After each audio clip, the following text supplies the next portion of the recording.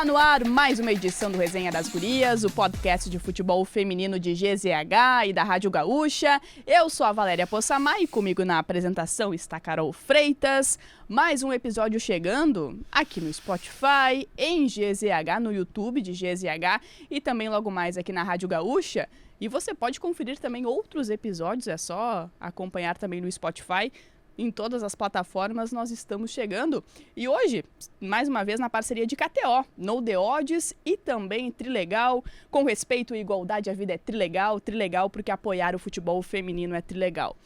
Carol Freitas, é um momento em que as competições, especialmente para a dupla Grenal, elas estão paradas, né? A retomada para os times principais serão no Campeonato Gaúcho na segunda fase, somente em outubro, mas muitas movimentações. Temos muito a saber, né, a respeito da dupla Grenal, especialmente nesse momento de final de temporada, em que a gente sabe que muitas movimentações ocorrem, de mercado, de saídas, de chegadas, de permanências. Projeção de 2025. E até objetivos, né, pro gauchão mesmo, para as próximas competições que teremos no calendário da dupla Grenal. Então, por conta disso, estamos recebendo aqui a Luísa Parreiras, nova gerente executiva das Gurias Coloradas, para nos contar tudo em primeira mão. Muitas exclusivas teremos aqui no Resenha das Gurias hoje sobre esse trabalho que ela já vem fazendo no Inter, como foi a chegada. Nós vamos perguntar tudo que você que está assistindo ao Resenha das Gurias quer saber. Posso começar? E um pouco mais, tá? Um pouco mais, tá? Já vamos botar uma pressão na nossa convidada. E se ela quiser falar mais também, aqui tá aberto o microfone. Mas, Luísa, primeiro te agradecer por ter aceitado o nosso convite, por estar aqui no Resenha das Gurias e te perguntar como é que tá sendo pra ti esse trabalho nas Gurias Coloradas, o que te fez também aceitar esse convite do Inter, largar o pão de queijo e vir provar o churrasco gaúcho. Bom, primeiro, obrigada, né, pelo convite. É prazer estar aqui com vocês. Eu acho que é um canal de muita representatividade, né, e principalmente pra gente poder falar do trabalho das gurias, falar um pouquinho do futebol feminino do Inter.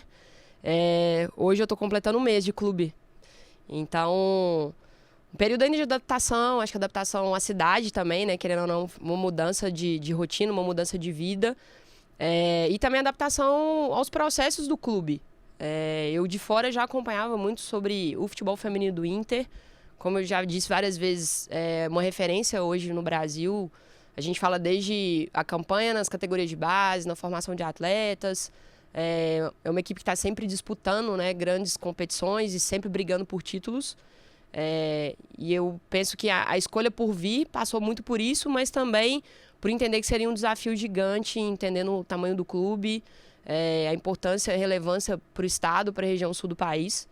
Então, tomar a decisão da saída de onde eu estava, 6 anos também de um clube, na minha cidade, na minha região. A gente é uma mudança muito grande em todos os sentidos da vida pessoal quanto profissional. Mas não tive dúvidas em relação à certeza de poder trabalhar com algo muito importante assim, para a minha carreira profissional e de vir muito motivada. E foi exatamente isso que aconteceu e que tem acontecido. Eu tenho falado que no futebol a gente se entende muito bem, né? O futebol acho que é uma linguagem mundial ali, você no relacionamento no dia a dia com as comissões, com as atletas, com as pessoas que fazem o futebol no dia a dia. Então, o saber lidar já é uma bagagem que eu acho que eu consegui trazer um pouco para cá, mas realmente agora entendendo o contexto do clube, né? Processos administrativos, por ser essa função também de poder levar determinadas diretrizes do clube para o futebol feminino. Quando eu cheguei, e eu tenho passado por isso nessas últimas semanas, é uma sensação de realmente existir um pouco dessa carência do futebol feminino do Inter para com o Inter, de ter realmente essa ponte de uma pessoa que vai levar os processos, vai levar os alinhamentos. Igual agora há pouco, eu estava fazendo uma reunião sobre orçamento, né? Então, assim, o que isso tem de benéfico para o futebol feminino, o que a gente pode trazer de melhor. Então, é uma função não somente de estar ali no dia a dia do futebol, de saber o que está acontecendo no futebol, mas também de estar movimentando todo esse, seja bastidor ou essa parte administrativa, e fazer uma ponte do futebol feminino com os demais departamentos do clube também. Então, foi bom, primeiro mês muito intenso também, com competições, né? Eu já cheguei no finalzinho ali do Campeonato Brasileiro Sub-17, campeã, né? Assim, fiquei até um pouco envergonhada. Eu falei, poxa, eu não fiz parte da campanha, mas, né, tava ali torcendo para que tudo desse certo. E aí depois também os últimos 2 jogos do Campeonato Brasileiro Série A1, que a campanha que só quem estava aqui sabe o que passou e ter superado. E a gente chegar nas quartas de final como foi. Não seguimos, não avançamos, mas eu falei um pouco disso com as atletas, falei com a comissão técnica também. Ninguém gosta de não seguir numa competição, mas também acho que era o momento da gente refletir e tentar realmente entender as nossas fraquezas. A gente foi até onde a gente conseguiu ir e que isso ficou de aprendizado para esse planejamento agora que vai vir aí para os 2, 3 anos, próximos anos. E eu acho que é bacana trazer isso também, Luísa, porque às vezes os torcedores ficam nessa dúvida, né, de como acontece mesmo essa ponte entre o futebol feminino e o futebol masculino, que hoje, no caso do Inter, tem a mesma pasta, né?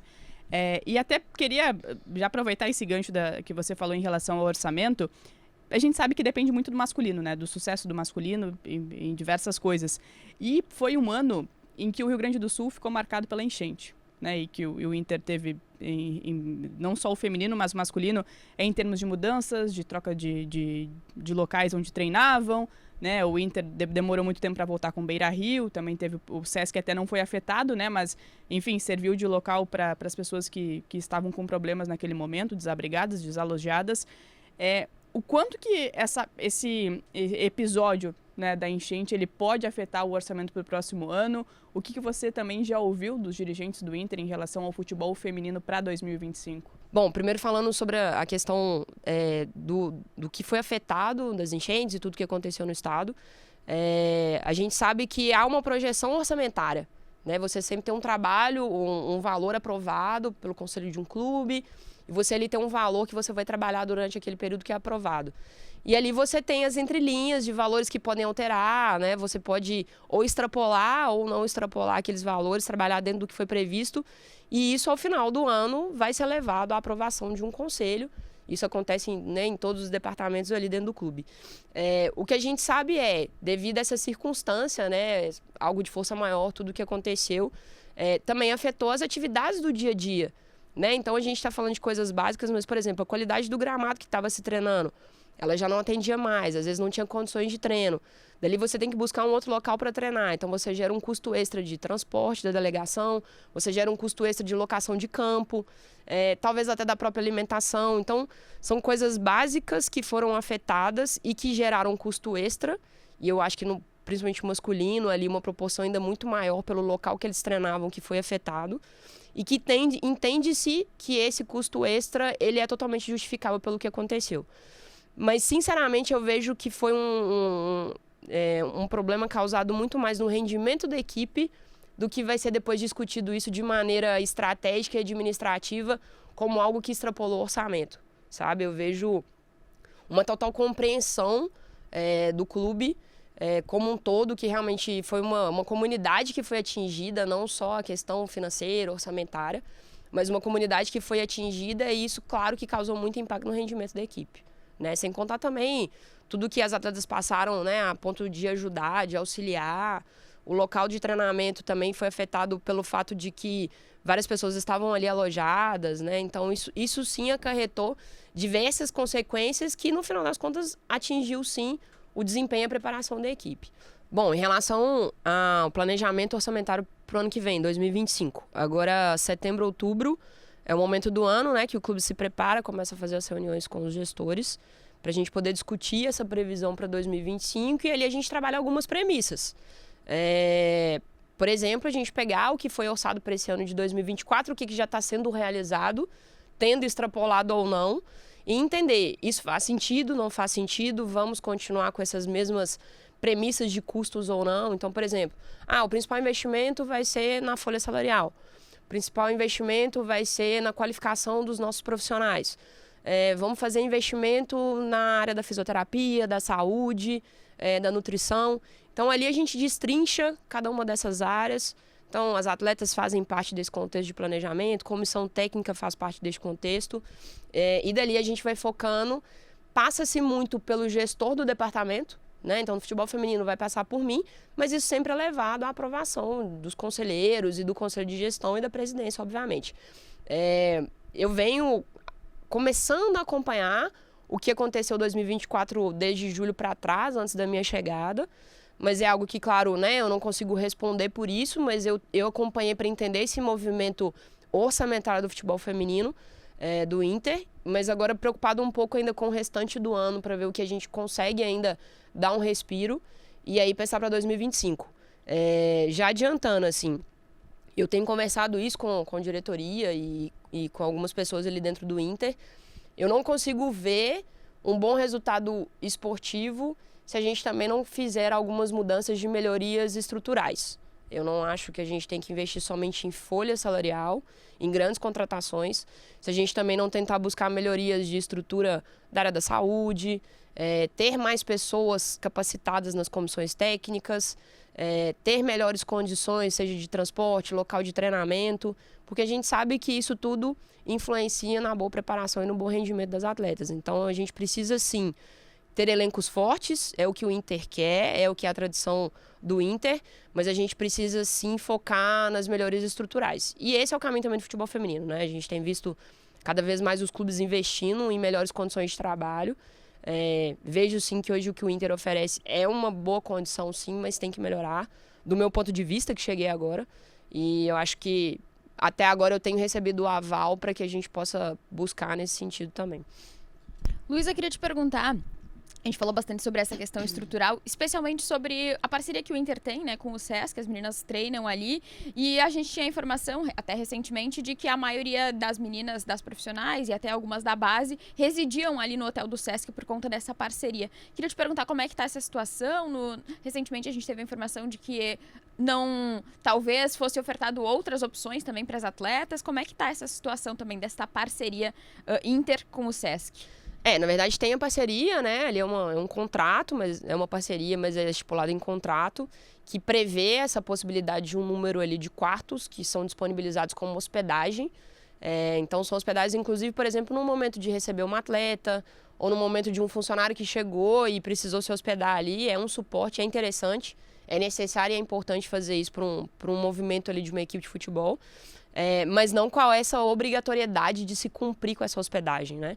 Claro que é um facilitador, eu vejo muito mais essa parceria como um facilitador, mas também, desde quando eu cheguei, eu procurei saber e acho que esse movimento começou a acontecer desde o início desse ano, principalmente acho que atletas profissionais, né? A gente está falando de mulheres, assim.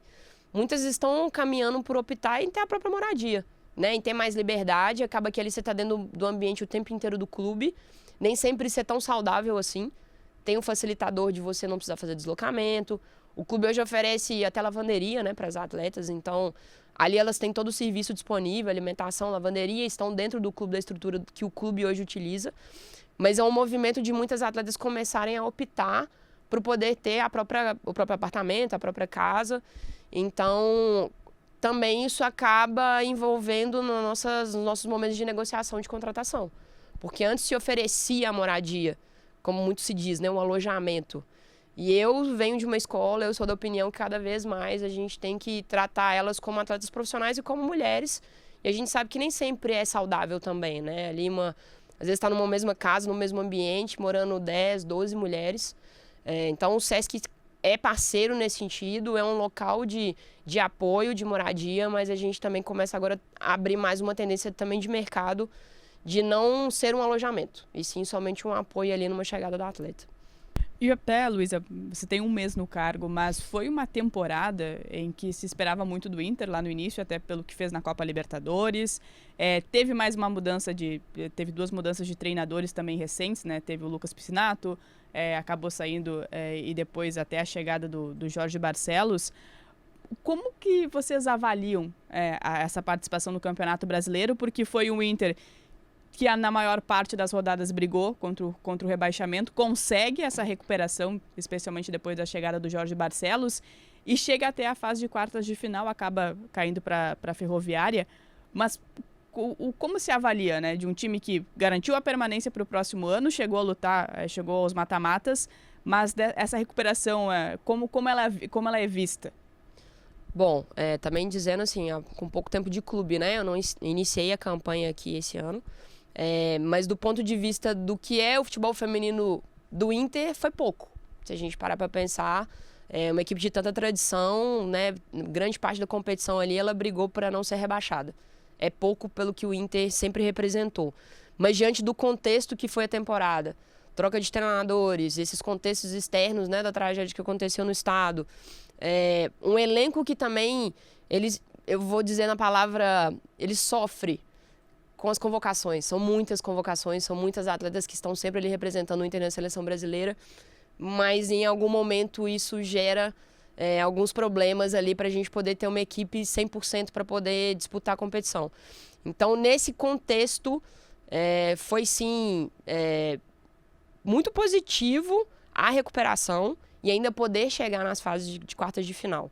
Mas não era o que, no fundo, todos gostariam pelo que o Inter representa, né? E eu acho que essa recuperação se deu muito pela força da camisa, pela força do que é o grupo, por algumas atletas que já estão aqui há muitos anos e souberam levantar e representar, pela força que o Jorge Barcelos, com a experiência dele, trouxe para o grupo e trouxe um pouco mais de tranquilidade e muito foco no trabalho, que é um forte dele, né? Esse foco no trabalho.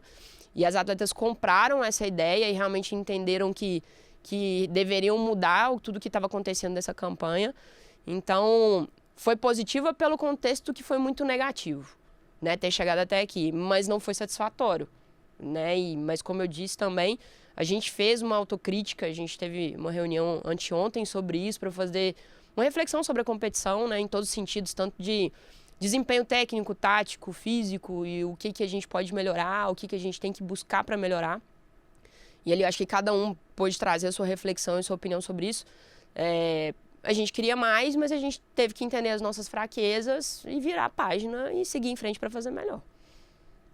Luísa, eu acho que tu vem de um trabalho que foi muito elogiado até pela gente aqui no Resenha das Gurias, que foi no América, né? Que é um time que no masculino tá disputando a Série B, mas mesmo assim tem categoria de base no feminino também, disputou o Brasileirão Sub-20 e é uma equipe que durante toda a competição da Série A1 não lutou pelo rebaixamento, né? Sempre esteve ali fora, lutando inclusive nas últimas rodadas pela classificação aos mata-matas, mesmo tendo conquistado o acesso na última temporada e mesmo sendo... E aí eu acho que é um destaque ainda mais positivo, um elenco que tinha atletas que competiam, mas não tinha uma grande estrela, que era aquela atleta que ia resolver todos os jogos, né? Então eu queria te perguntar, assim, com base no que tu fez em muitos anos de América, o que tu pretende trazer também e já implementar nesse Inter, que também tem uma tradição no futebol feminino, que também tem uma categoria de base, que sonha há muitas temporadas em conquistar um Brasileirão feminino, em voltar a disputar Libertadores? Bom, acho que um pouco do resultado do trabalho na América, né? Meu clube anterior, antes de vir para cá, se pautou muito pela organização, né? Muita organização fora de campo para a gente poder levar uma melhor qualidade do trabalho dentro de campo. Então, era um clube que me deu o respaldo para poder realmente implementar os processos padrões já do clube, mas também processos que eu entendia como aqueles processos ideais para uma gestão, para uma organização do futebol. E por isso que, né, se passa aí pelo que a gente estava conversando, questões orçamentárias, administrativas, todos os outros departamentos do clube de uma maneira muito ligada ao futebol feminino, dando esse apoio para que o dentro de campo, claro, cada clube dentro da sua condição financeira, dentro da sua estrutura, poder fazer o melhor. Então, eu acho que lá a receita deu certo, né, e aí eles seguem. E vendo o Inter, o futebol feminino do Inter, que já é muito tradicional, que já é uma grande camisa que vai estar sempre disputando títulos. Eu acho que isso muito pesou na minha decisão, né, de querer estar aqui, de dar esse salto, de realmente brigar por coisas maiores, que são os títulos, mais necessária essa organização, assim. Eu vejo que o trabalho acontece porque as pessoas que estão ali no dia a dia, as comissões técnicas e algumas pessoas do staff, elas conhecem do futebol feminino, elas sabem o que é o futebol feminino, mas a gente está precisando já entrar nessa virada de página mesmo de profissionalização e organização, né? Então, eu falo desde metodologia de trabalho, desde relatórios, organização interna, ter um fluxo de comunicação adequada, né? A gente ter fluxograma para as coisas acontecerem. Isso pode parecer bobagem para quem assiste o futebol e gosta do futebol, mas quem está no dia a dia percebe muito que se não tem organização, o rendimento dentro de campo ele vai ser diferente. Essa desorganização causa muito desconforto para as atletas, isso causa muito desconforto para as comissões técnicas. E eu sou muito da opinião que a gente tem que ter uma equipe de profissionais, confiar nessa equipe e que cada um tem que ser responsável pela sua função e fazer a sua função. E eu tenho que confiar que o treinador vai fazer a função dele.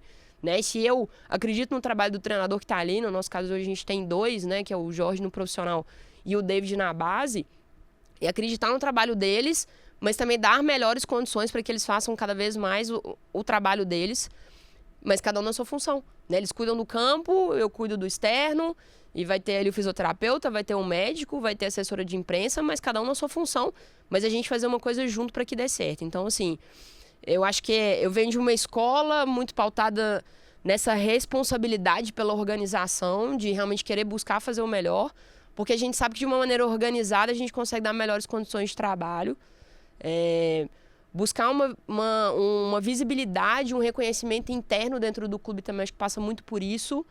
A gente vê muito no mercado ainda aquela ideia de que o futebol feminino ainda é desorganizado, que o futebol feminino precisa de profissionalização.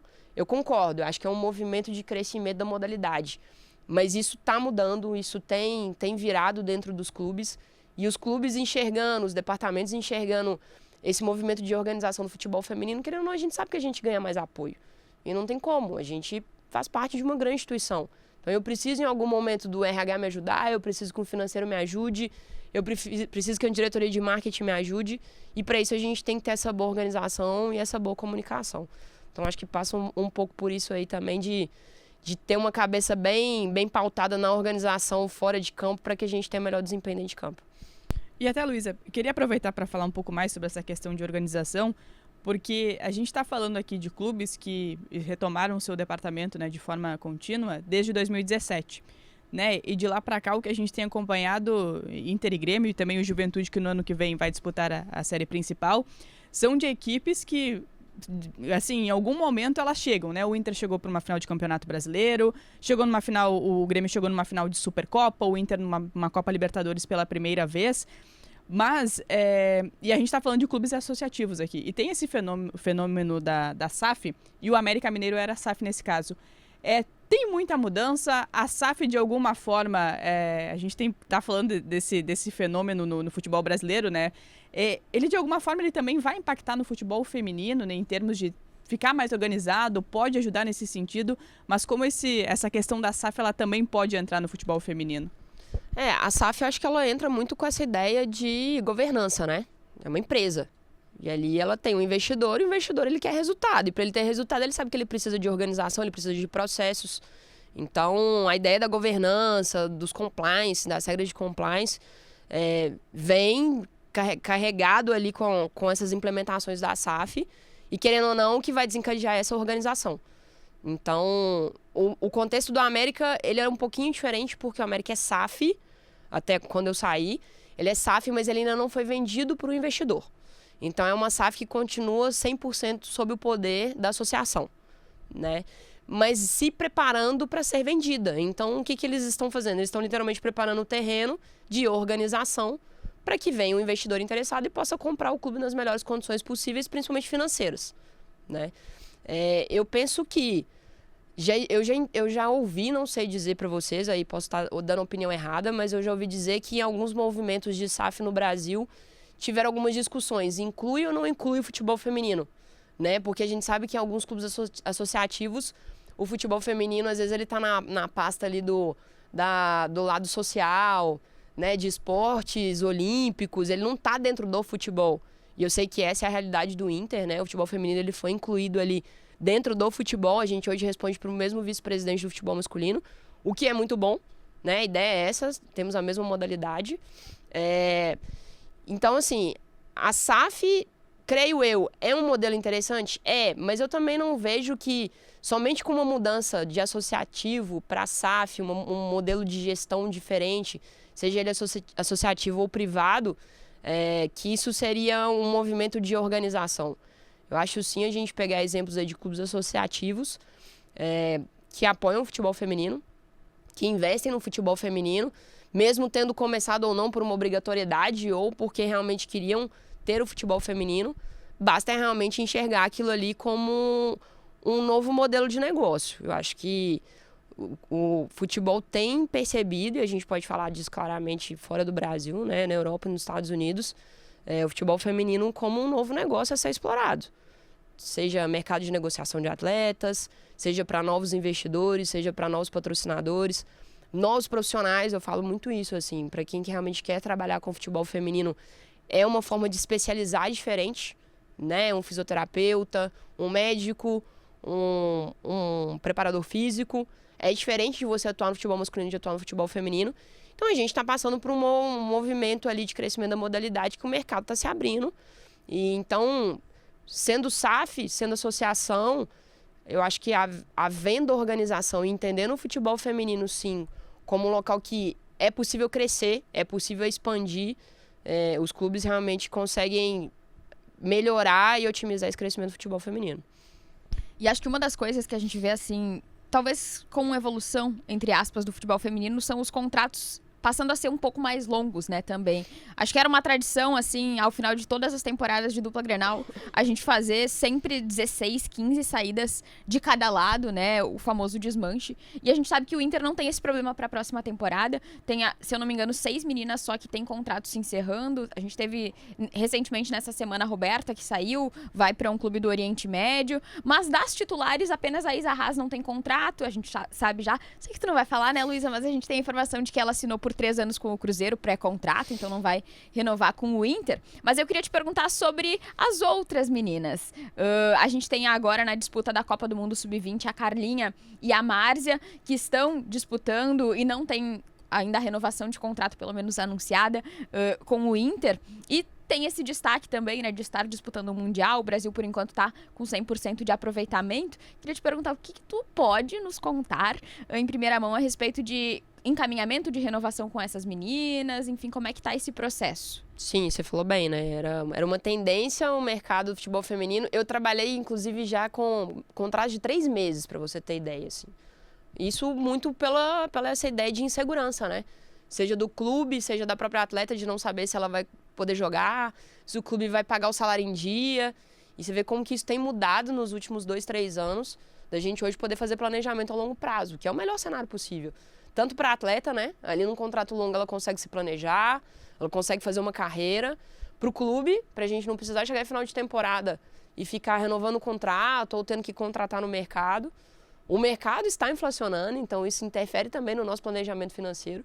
E eu já, como disse, né? Eu sempre acompanhando o futebol feminino e acompanhando o Inter, eu já via que o Inter tinha, né, essa tradição diferente de conseguir fazer contratos mais longos. E aí a gente entra em outras situações de mercado que eu acho que é muito interessante. Você contrata a atleta, 2 anos, 3 anos de contrato. Às vezes ela não está rendendo, vamos emprestar, né? Vamos dar rodagem para essa atleta. Então a gente, até te passando essa situação, a gente tem a atleta Bia, né? Que estava emprestada para o misto. Já está sendo emprestada para um novo clube. Qual novo clube? Não posso falar ainda porque não está assinado, mas já está. Ela recebeu 2 propostas de empréstimo e eu gosto de trabalhar muito com o treinador nesse sentido, né? Saber a opinião dele de aproveitamento ou não. Então, ela é um exemplo que a gente está emprestando para um outro clube para ela seguir essa temporada e a próxima jogando em um outro local. Teve o empréstimo da Iene Acunha, né? Que também foi para o Colo-Colo e a gente está avaliando, monitorando o desempenho dela para reintegrar ou talvez, caso venha alguma coisa aí do Colo-Colo, para a gente poder conversar. Mas todos esses contratos, que são poucos, que já estão para vencimento em dezembro, aquelas atletas que a gente entende que devem continuar a integrar o grupo, a gente já está em negociação. Aquelas que realmente a gente, né, vai agradecer e vida que segue, a gente não abriu negociação e elas já estão comunicadas também. E quais são as atletas que o Inter tem interesse em renovar, assim? Quantas? Quantas? Podemos trabalhar com... São 6, então daí a gente vai Gabi trabalhando Moraes por exclusão. a gente já renovou. Já tá renovado. Gabi Moraes renovou. Isa Haas não vai ficar. A Roberta já foi. A gente tá em processo bem adiantado com Carla e Márcia. Era essa a resposta que eu queria. Só falta assinar. Então fechou. Então já tá, né? Só falta assinar. E tem um bastante importante também, que vocês sabem disso, que é o treinador Jorge, né? Desde antes da minha chegada, o clube já tinha trazido isso como uma prioridade. É uma complexidade de renovação, né? Por ser uma pessoa de muito mercado, por ser uma pessoa muito experiente. E tem, sim, os momentos da gente respeitar o momento do treinador, né? Eu não queria, naquela fase final ali do Campeonato Brasileiro, também misturar, mas, ao mesmo tempo, a gente tem que saber separar. E estamos em vias aí também de seguir com a renovação dele. Ele está feliz. Lógico que ele trouxe para mim algumas condições de pô, precisamos melhorar isso, né? Vamos dar melhor estrutura, melhores condições, o que o Inter está disposto a fazer. E ele está certo em brigar por isso. E eu acho que o caminho tá bem tranquilo e curto aí pra gente conseguir já fechar a renovação dele. Bom, boas notícias, torcedor colorado. Tem um outro nome também, já que a gente está falando de contratos longos e que sempre gera muita expectativa do torcedor, que é a Priscila, né? Por tudo que ela tem feito nos últimos anos, pela medalha de prata com a seleção brasileira. E é uma Priscila imparável, né? Porque ela já está com a seleção sub-20 também. A Carol trouxe a informação que ela já recebeu uma proposta de um clube. Como que vocês América estão do México. Tratando a situação da Priscila? Já chegou alguma outra proposta oficial? Como tratar a situação da Priscila? É indiscutível que a Priscila é uma atleta de mercado muito forte, né? Assim, acho que desde o ano passado, quando ali ela foi eleita a rainha da América, muito nova, potencial físico. A gente fala lá em Minas, eu não sei se vocês falam isso aqui, mas ela é fominha, né? Então não tem como. É um grande potencial de mercado e eu penso que lá atrás, quando o Inter já faz essa profissionalização dela com um contrato longo, com uma projeção muito positiva, era já pensando nisso. É a tendência de mercado, para quem está no futebol feminino sabe que esse mercado está acontecendo, ele está aquecendo. A gente não chega em cifras hoje perto de multas contratuais ou do que acontece no futebol masculino, mas a gente precisa abrir esse mercado, a gente precisa abrir esse caminho. Então, é indiscutível que ela iria receber propostas, né? Pelo desempenho dela numa Olimpíadas, ali aquela cena dela no gol ali contra a Espanha, roda o mundo, né? Ela estava realmente muita evidência. Então é isso, ela recebeu sim a proposta que a Carol trouxe, recebeu mais uma proposta também de um clube dos Estados Unidos. A janela já está se fechando e a gente ainda tem conversas, mas nada acertados. Eu queria te perguntar, Luísa, porque também sai, né? E a gente, às vezes, muitas vezes, é boato e até desejo de torcedor que acaba se repetindo constantemente e aí até que cai na mão de alguém e vira notícia. Então eu queria te perguntar se isso ocorreu mesmo, ocorre, ou se é só um boato mesmo, é uma fake news, a respeito de um interesse na Tamara Bolt também. Também é uma atleta que tem contrato com o Inter, que vem se destacando constantemente, é uma atleta muito regular nas últimas temporadas com a camisa do Inter, polivalente, jovem, vários atributos que fazem com que chame a atenção do mercado. Melhor amiga da Priscila. Melhor amiga da Priscila. Mas eu queria te perguntar a respeito dela. Eu sei que ela tem contrato com o Inter também, mas surgem nas redes sociais boatos de que ela também teria propostas, inclusive um interesse, e aí eu queria que tu falasse se é real, se procede ou não, do Corinthians. O que tu pode nos contar a respeito da Bolt? Bom, a gente trabalha com propostas oficiais. No caso da Priscila, né, posso dizer porque foram propostas oficiais. O Inter não recebeu nenhuma proposta oficial da Bolt. Tenho conversas com o empresário dela, mas numa outra situação, de contrato mesmo com o Inter, um ajuste ali. Mas ele chegou a me procurar, tem clubes me sondando, falei, a gente só conversa se for proposta oficial. E eu tenho essa opinião e conversei muito isso com diretoria, vice-presidência. O que chegar, for bom para o Inter, for bom para atleta e for bom para o mercado, é nosso meio de trabalho também, né? É o futebol. A gente precisa sim entender que em algum momento vai chegar uma proposta, a gente vai ter uma perda técnica, mas a gente também tem que estar aberto a negociar.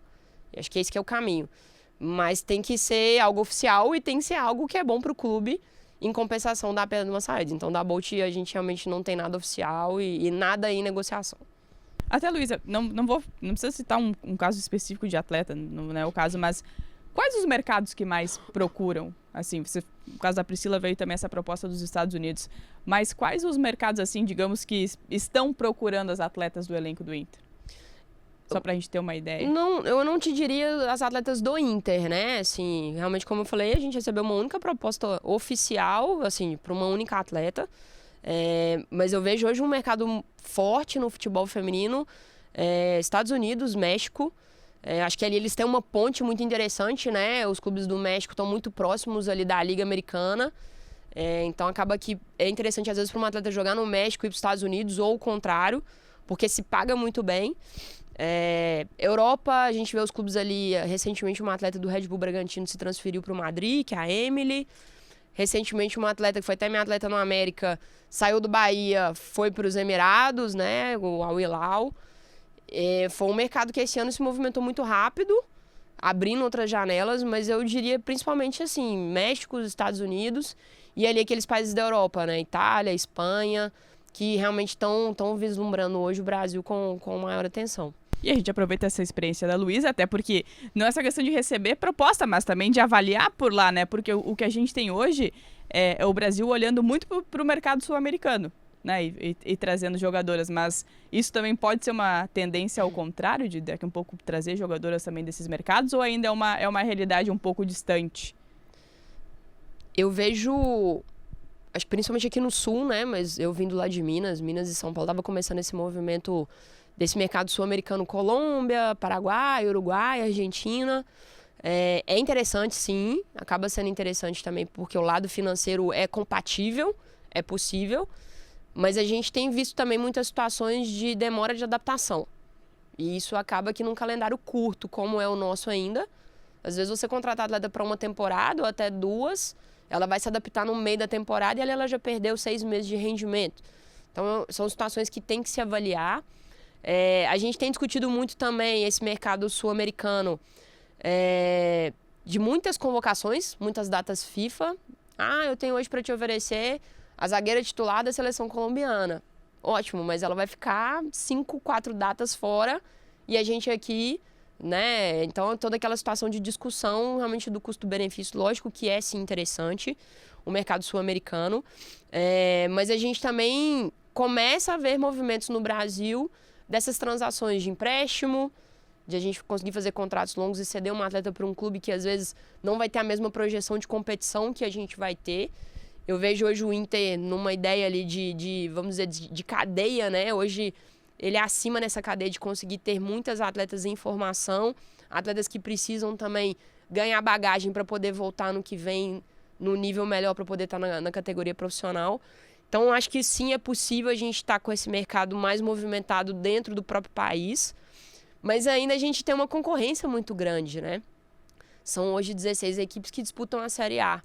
Então, se você faz, às vezes, uma negociação com uma equipe que também vai estar disputando a mesma competição com você, para o mercado ainda enxuto de nível acima de atleta, a gente também gera alguns problemas. Não, eu não vou emprestar, porque ali na frente ela vai ser uma equipe que vai concorrer com a gente. Então, eu acho que tem melhorado, apesar do mercado internacional ainda estar melhor, principalmente no momento de contratação, que a gente tem que observar muito, mas a gente ainda deve demorar, acho que um tempo ainda para conseguir mesmo ali entre os clubes no mercado brasileiro. Luísa, vou te fazer a última pergunta sobre o mercado, tá? Que eu sei que vocês, dirigentes, não gostam muito de responder esse tipo de pergunta para nós da imprensa, mas eu queria te perguntar a respeito de contratações, né? Não sei se... Com certeza vocês já falaram de nome, mas não sei se vocês pensam em já trazer alguém agora para a disputa do Gauchão ou anunciar alguém ainda neste final de ano, para a próxima temporada, ou se os reforços vão ficar mesmo para 2025. Qual que é a prioridade assim do Inter também na busca de mercado? Como é que está essa situação? Sim, o planejamento de elenco, isso vem sendo falado, né, desde início ali de agosto. Também um trabalho junto com o treinador e eu, no caso, gosto de trabalhar muito também com análise de desempenho, de poder buscar ali algumas informações, material de vídeo e trazer... como eu cheguei recentemente ao clube, né, e eu faço esse papel da contratação, eu preciso entender um pouco da identidade do clube, qual que é o perfil de atletas que o clube gosta de trabalhar, e ali eu conto com o analista nesse sentido. Então a gente desenhou, mapeou o nosso elenco, as nossas fraquezas, o que realmente temos de bom, tanto na questão de contrato, né, quais contratos estavam vencendo, e ali começou esse trabalho da montagem de elenco para 2025. Fato nas saídas, seja por liberação ou seja por empréstimos, o elenco do Inter hoje ele é menor do que quando ele começou o ano. Hoje a gente tem 3 atletas servindo a seleção brasileira, então isso também já causa ali alguns desfalques diretos no nosso dia a dia e também para o Campeonato Gaúcho.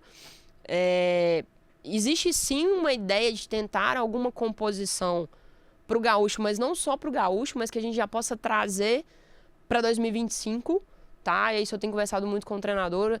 A gente tem que avaliar também se vale a pena a gente trazer uma atleta aqui para ficar 3 meses. Então, que a gente busque no mercado uma atleta que consiga vir e integrar realmente. Mas aí vem as dificuldades de mercado. Porque hoje, se a gente falar do mercado brasileiro, grande parte dessas atletas já tem contrato, pelo menos até o final do ano. Então, e aí, respondendo a sua outra pergunta, o anunciar também gera essa dificuldade. Porque se a gente traz uma atleta, contratações, alguns movimentos, a gente já tem feito já esses movimentos, pré-contratos e negociações, mas eu não posso anunciar agora porque a atleta tem um contrato com outro clube até dezembro. Então, uma coisa ou outra, claro que vaza, vocês ficam sabendo, mas de cunho oficial não, a gente só deve realmente fazer um anúncio disso para o início da temporada. Mas sim, existe um pedido para que a gente pudesse ter pelo menos uma ou duas peças agora já para o Campeonato Gaúcho. Mas, por outro lado, também é algo que eu venho conversando com a comissão técnica, da gente, quem sabe, ter um aproveitamento maior da base. Né? A gente vai ter o retorno, a Chu tá retornando, é uma atleta que vai ajudar muito ali ofensivamente.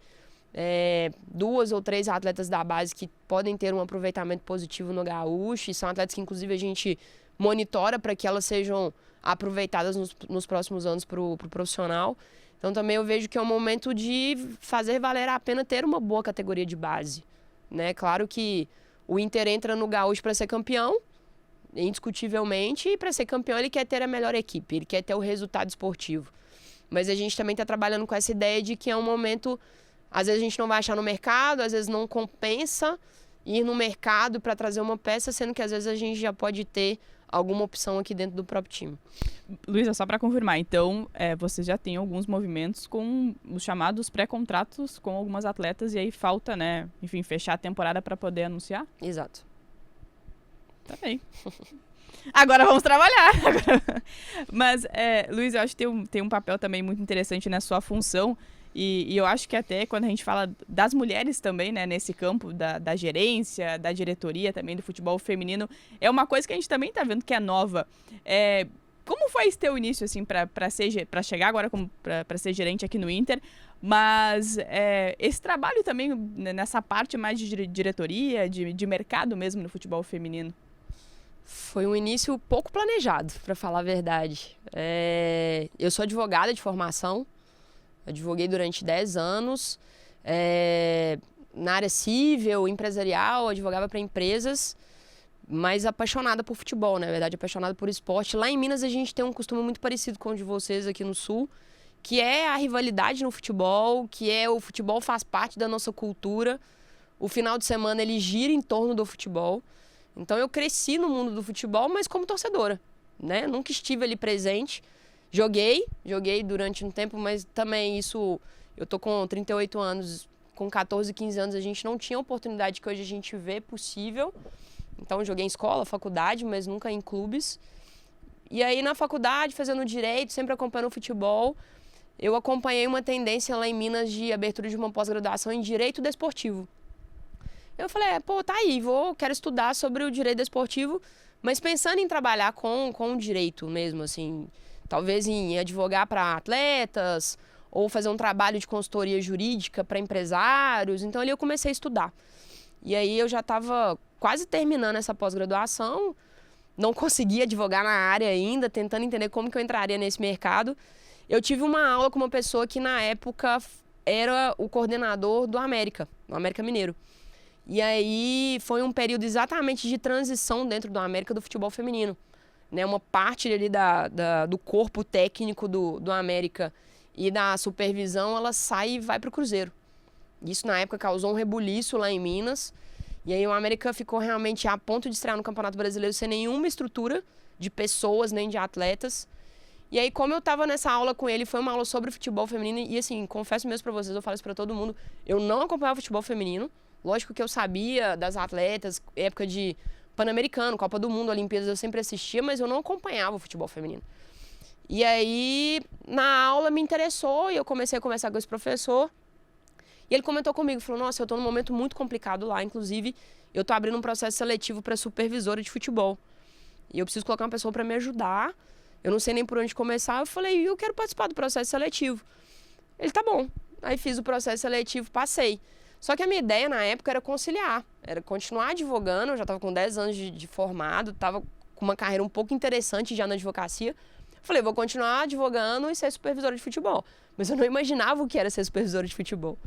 E incrível, né? Assim, eu saía realmente para ajudar a montar campo, coisas que eu não fazia ideia que era isso que eu tinha que fazer. Mas em pouco tempo, minha cabeça já virou. Eu falei, é isso que eu quero pra mim, eu quero estar aqui dentro. O que eu vou fazer, eu não sei. Então eu brinco que eu literalmente caí de paraquedas. E aí supervisão foi a minha primeira função.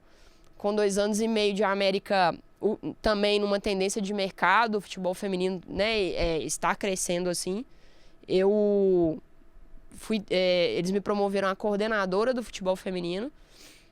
Continuamos crescendo no departamento, a gente passou a ter um coordenador técnico, a gente passou a ter uma comissão técnica maior.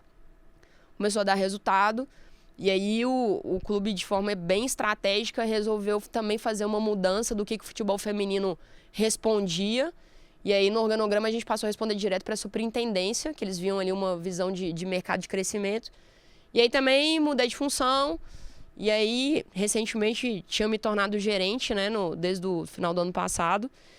Mas essa visão de mercado, como trabalhar, né, o contato com empresários, montagem de elenco, planejamento financeiro, eu aprendi um pouco sozinha, acompanhando o trabalho dos meus pares no América, porque não tinha quem fizesse, né? Então, assim, chegou, quando eu entrei em 2019, chegou outubro, novembro, me falaram, você tem que renovar os contratos das atletas. E eu falei, tá, mas como eu faço isso? E ali eu fui perguntando e fui procurando saber, e empresário começava a me ligar. Então, assim, eu fui desbravando, mas é claro que eu tive grandes pessoas que me ajudaram muito em falar, não, faz isso, faz aquilo. Pessoas que tiveram muita paciência em me orientar devidamente, mas pessoas do futebol masculino, né, que tinham essa visão do futebol masculino. Mas ali as coisas vão crescendo, você vai entrando no mercado, você vai conhecendo profissionais do futebol feminino, você vai trocando ideias.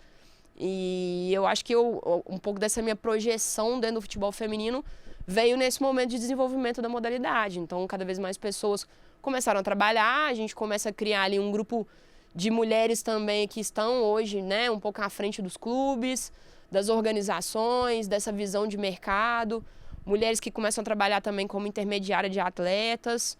Então, acho que é uma tendência e que eu espero que cresça cada vez mais, né, pra gente ter espaço, sim, para chegar em nível de gerência e diretoria e ter mulheres trabalhando ali também dentro das comissões técnicas. Mas acho que ano a ano isso tem melhorado cada vez mais. Pra gente encaminhar o encerramento, Luísa, pra gente terminar aqui no auge da resenha, né? Queria te perguntar como é que tá sendo a tua adaptação aqui no Rio Grande do Sul. Acho que faz um pouquinho mais de frio do que Minas Gerais. Talvez o nosso pão de queijo não seja tão bom e nem o nosso doce de leite. Acho que esse é o principal ponto, hein? Tão bom quanto o mineiro. Nós temos o churrasquinho, a bergamota, o pinhão. Como é que tá sendo a tua adaptação aqui ao Rio Grande do Sul? O que tu já viu por aqui? O que tu gostou? Bom, tô gostando bastante da cidade. Cidade leve, agradável. Frio, mas por incrível que pareça, apesar de estar gripada, eu gosto de frio, então gostei bastante. Isso tem me trazido um pouco de calma. Tô adaptando, recentemente localizei um apartamento, tô organizando a minha rotina. Já trouxe meu carro de Minas, então agora eu tô conseguindo andar pela cidade, conhecer a cidade. Bateu uma bolinha já? Não, ainda não.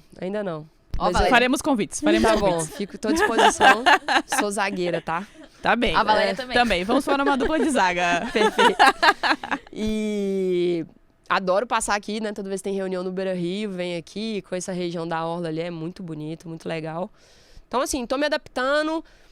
Lógico que tem ainda a parte pessoal, familiar, eu tô aqui sozinha, né? Eu sou casada, meu marido ainda não veio por questões profissionais, mas a gente tá planejando. Tem a minha filha de 4 patas que também eu não consegui trazer, mas eu pretendo trazer. Mas é um pouco mais complexo, porque ela é muito grande, mas vai dar certo. E, assim, o trabalho é muito bom, né? Então a gente acaba se envolvendo muito. Durante a semana é muita demanda e aí também eu tô aproveitando, como eu estou sozinha, tô aproveitando para trabalhar mais e estudar mais. Muita coisa que eu preciso ler do clube, de documento, eu tô tentando entender. Aos finais de semana é um pouco mais complicado, mas acaba que a gente tem muitos jogos. Agora a gente estava viajando muito, eu acompanho o profissional em todas as viagens e na base também uma situação ou outra eu vou acabar acompanhando. Semana que vem, inclusive, vocês devem saber disso, tem um lançamento da Copinha lá em São Paulo, a gente está indo, né, para representar o Inter. Mas chega aos finais de semana é um pouquinho mais complicado, mas vamos lá, faz parte, encarar. E tô aqui, tô de cabeça nas gurias e no Inter. E o churrasco, hein, Luísa? Ninguém me convidou ainda. Tem que ser o futebol com churrasco, Valéria. Juliana Zanato, que está conosco aqui, que é assessora, nós vamos organizar. O chimarrão eu já experimentei. O que tá achando? Gostei. Eu não gosto. Já comprou eu o seu kit? Não comprei ainda, mas já tomei. Já tô tomando bastante chá. Tá bem. Luísa, nós temos 2 perguntas que a gente sempre faz aqui, mas fica muito à vontade, tá? Porque tá conhecendo o elenco, né? Tá conhecendo as meninas, mas a gente sempre brinca, né? Porque é o nome do podcast sobre a resenha das gurias. Sobre o vestiário, né? E a gente pergunta, quando as gurias vêm aqui, quem é a mais resenha do vestiário? Quem é aquela que faz a dancinha, que já percebeu dentro do vestiário do Inter que é a mais animada, que gosta mesmo da resenha? Tem algum nome pra nos indicar? É um grupo muito... Não sei também, né? Posso estar equivocada, que às vezes eu acho que o momento ali, elas ficaram mais compenetradas e concentradas. Mas é um grupo mais sério. Eu vejo que é um grupo mais sério, assim. A Bruna sempre tem a fala dela, da voz da experiência, né? Isso é muito legal. E todas esperam a Bruna falar, elas esperam o momento da fala da Bruna. Elas esperam a saída da Bruna do vestiário, isso é muito interessante, assim. Mas sempre tem a brincadeira e a resenha, acho que muito a Bolt e a Priscila, né? Elas puxam muito, assim. A Bolt, acho que não teve um episódio deste resenha que ela não foi citada. Ela é bastante citada. Então tá aí, tô confirmando. Então acho que é mais a Bolt e a Priscila mais junto. Mas, Luísa, para te agradecer muito, obrigada por disponibilizar um tempo no meio dessa correria, no meio dessa adaptação, mais do que isso. Seja bem-vinda a Porto Alegre, né? Obrigada. Aproveite bastante.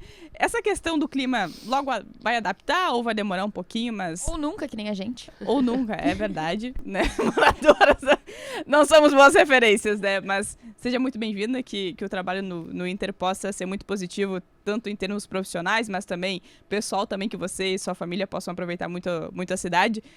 A gente vai dizer que a gente sempre incomoda, porque é o nosso trabalho também, mas a gente tá sempre... A Luísa sabe, antes mesmo de chegar. Mas a gente tá sempre disponível, acima de tudo, com o microfone aqui à disposição, sempre que a gente puder ajudar também de alguma forma. Então, muito obrigada. As portas do resenha estão sempre abertas pro que precisar também. Como a Valéria disse, a gente incomoda um pouquinho, manda um: oi, Luísa, tá vindo mesmo pro Inter? É verdade. Mas estamos sempre à disposição também, porque a gente torce para que as coisas deem sempre certo pro futebol feminino gaúcho, para que as equipes estejam sempre no topo, porque a gente prefere muito mais viajar do que cobrir a eliminação. Então estamos na torcida. Não, ótimo, obrigado pelo convite. Eu gosto, acho que é isso, a gente precisa falar do futebol feminino, né? Trocar ideias, trocar opiniões, tá todo mundo aprendendo e valorizando a modalidade. Contem comigo. Eu sou juizada, então nem sempre eu vou poder falar o que ainda não tá certo. Mas lógico que faz parte do jogo, faz parte do trabalho de vocês e faz parte do meu trabalho também. Mas eu tô muito feliz e muito empolgada, assim, né? É muito trabalho, eu sei que mas eu vim para encarar o trabalho, eu não tenho receio disso. E espero fazer o meu melhor. Eu acho que é isso que o Inter, que a torcida, e eu falei isso com o grupo, falei isso com as atletas, é o que todo mundo pode esperar de mim. É muita dedicação, muita seriedade e que a gente possa construir muitas coisas boas juntas também. Eu acho que é bacana também quando a gente vê mulheres ocupando diversos espaços. E a gente falava muito sobre isso, tem diversas mulheres que são referências aqui quando a gente fala do futebol feminino do Rio Grande do Sul. Mas que bacana ter mais uma, então, além das que a gente já tem por aqui. Então, muito bacana também ter a tua presença nesse cargo, né, e atuando aqui conosco. E até uma coisa que o Ellis falou comigo, né? Ele disse que a gente estava precisando de uma mulher para estar à frente do departamento. E aí a gente foi buscar a Luísa. E eu falei, vocês foram buscar uma pessoa que estava competente no mercado também. Não foi só porque precisamos preencher este cargo com uma mulher, né? Foi um trabalho que foi constante durante a temporada e foram os resultados também que fizeram com que hoje a gente tivesse também uma dirigente mulher à frente das gurias coloradas. E que a gente possa formar e incentivar mais, né? Acho que a gente tem que fazer esse trabalho. Esse namoro aí já tava... já tava se prolongando e acho que tomei a decisão e agora vamos lá, mãos à obra. Muito trabalho. Aliás, muito trabalho aqui também do Resenha das Gurias, não é porque não tem a dupla Grenal neste momento no Campeonato Gaúcho, que não tem trabalho, que não tem matéria da Carol em GZH. E para dizer que a gente volta na próxima semana com muito mais conteúdo, tem a seleção brasileira na Copa do Mundo Sub-20 também, mas vou aproveitar para fazer esse agradecimento especial à KTO. Todo jogo é igual, tá maluco, né? Na KTO cada jogo é único, tem ganho antecipado para times que abrem 2 gols de diferença, odão para palpitar, com mais emoção e muitas outras vantagens para você jogar junto e com responsa. O lance do jogo é ser imprevisível, por isso acesse kto.com e aproveite. Site para maiores de 18 anos, jogue com responsabilidade e também trilegal, com respeito e igualdade à vida é trilegal. Trilegal porque o futebol feminino é trilegal. Carol Freitas, tem também, para quem quiser palpitar no site da KTO, decisão do Campeonato Brasileiro, estamos nos jogos de volta da fase semifinal, vamos conhecer as Vai dar finalistas. teu palpite? Não vou dar meu palpite aqui. Mas tá ali na cara do gol. Parece muito fácil, né? 2 clubes em vantagem, Corinthians e também o São Paulo. Achas que o Corinthians vai deixar escapar essa vaga? Não, acho que não. E do outro lado? Deu uma volta. Ferroviária em casa é sempre muito forte. Então, muito forte. se Acho tivesse que acho que está tudo em aberto. Não consigo opinar nesse momento. Não? Não. Eu acho que vai ser Corinthians e Ferroviária de novo, mais uma vez, novamente. MC Lan novamente, vai ser isso aí, não tem pra onde fugir, né? Acho que a Ferroviária acabou perdendo o primeiro jogo pro São Paulo, mas a Micaele vai resolver na Fonte Luminosa. Acho que ela tava com muita vontade de fazer um gol no São Paulo na partida de ida, conseguiu e acho Na que lei vai, do ex, né? Da vai lei com da ex. muita sede agora pra esse segundo jogo, então eu acredito muito que a Ferroviária reverte. Luísa, tem algum palpite aí para as finalistas do Brasileiro? Eu tô com a Carol. Eu acho que a Ferroviária em casa é muito forte, apesar que a equipe de São Paulo esse ano muito boa tecnicamente, muito bem treinada. Mas a Ferroviária sabe jogar o jogo ali, acho que em casa elas levam. E aí, de novo, né? Só uma observação. Eu li um post que você fez recentemente sobre, de novo, os 4 clubes paulistas, né? Gente, o trabalho que a Federação Paulista faz é absurdo. É absurdo. Então, ontem mesmo anunciaram, né, patrocínio ali da Petrobras, parceria com a Petrobras. Tem coisas interessantes aí que eles vão anunciar ainda vindo por aí. E não tem como, eles já aumentaram toda a cota de participação, premiação dos clubes. Não é só disso que faz, mas competições também interessantes, importantes. Isso vai valorizando e lá na hora da grande luta a gente sabe que prevalece. É isso. Então, de novo, aí vendo os 4 de São Paulo brigando. E com esse 1 milhão a mais da Federação Paulista, né? Mais de 4 milhões e 200 ou 4 milhões e 500 dividido em premiação no Paulistão Feminino. Pensar que no Gauchão o campeão não ganha 30 mil é um comparativo meio e que distante, sirva de exemplo, né? Que sirva de exemplo. E a gente pega a acima de Federação tudo. Carioca também é muito distante, então a Federação Paulista ela tá muito acima de todas as outras, infelizmente para as outras, né? E felizmente para os times paulistas que acabam aproveitando isso também. Então, enfim, esperamos que um dia a gente chegue lá também. Muito obrigada, KTO. Muito obrigada, Trilegal. Apoiar o futebol feminino é Trilegal. KTO, no the odds. Carol Freitas, nós voltamos na próxima semana. Vamos que é as Gu!